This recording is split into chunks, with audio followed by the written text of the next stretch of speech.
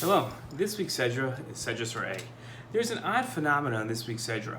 While the mitzvah of giving of the firstborn of your herd to the Kohen is pretty straightforward, there's an aspect of it that is curious. The verse reads, "You shall consecrate to the Lord your God all male firstlings that are born in your herd and in your flock. You must not work your firstling ox or shear your firstling sheep." In his commentary to this verse, Rashi asked about the phrase that says, "You shall consecrate." Rashi asks, but in another passage it states, "Only the firstborn of the beast, one shall not sanctify it." How can these two verses be reconciled? The latter passage means he must not dedicate it as a different sacrifice, while in our verse it teaches that it is obligatory to actually say, "You are sanctified as a firstborn" about the animal. Why is it obligatory to make a statement verbally? Why isn't it enough just to say it in your head? This isn't the only place where verbal declarations are obligatory. The Rambam wrote about Kiddush on Shabbat. It is a positive commandment from the Torah to sanctify the Shabbat day with a verbal statement.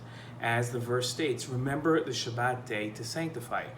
What does that mean? The Rambam explained, remember it with words of praise that reflects its sanctity. The Rambam's source was a statement of our sages. From the verse, "Remember the Shabbat day to sanctify it," Zachor Yom HaShabbat L'Kadsho, you might think it's enough to remember it in your heart. Yet when it says elsewhere to guard the Shabbat, that refers to guarding it in one's heart. When it says to remember the Shabbat, this teaches remembering means with actual words. Referring to the mitzvah of reciting Shema, the Mishnah stated, "One who recites Shema and did not recite it in a manner audible to his own ear fulfilled his obligation." Rabbi Yossi says he did not fulfill his obligation. The Gemara asked, what's the reason for Rabbi Yossi's opinion that one must recite Shema in a manner audible to his own ear? Because it is written in the Torah, Shema, the word means hear. And Rabbi Yossi holds that is to be understood literally, meaning make your ears hear what your mouth says. When Hashem commanded the Jewish people about the laws of oaths and vows, he wrote that when a person utters an oath to do good, bad, for whatever purpose, whatever a man may utter an oath. And the Gemara explained based on that verse, Shmuel says, even after one decided to take an oath, he needs to express it with his lips for it to take effect, as it is stated in the verse, or if anyone take an oath clearly with his lips to do evil or to do good.